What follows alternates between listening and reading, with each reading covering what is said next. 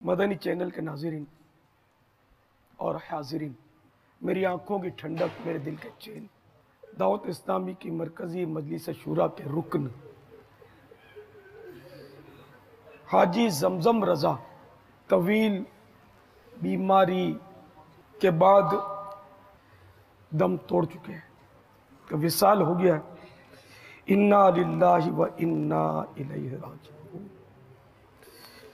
अल्लाह तबारक व तआला मरहूम हाजी जमजम को गरीक रहमत फरमाए।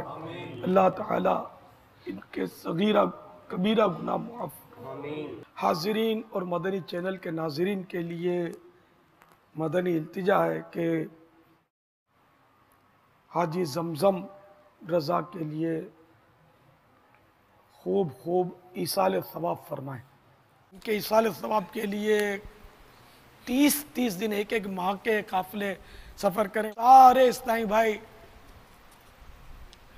बशुमुल जिम्मेदारान इनके तीजे से फारिग होकर हाथों हाथ, आप जहाँ भी हो अपने अपने शहरों में, अपने अपने मुल्कों में, तीजे से हाथों हाथ मदनी काफिले सफ़र करवाएं।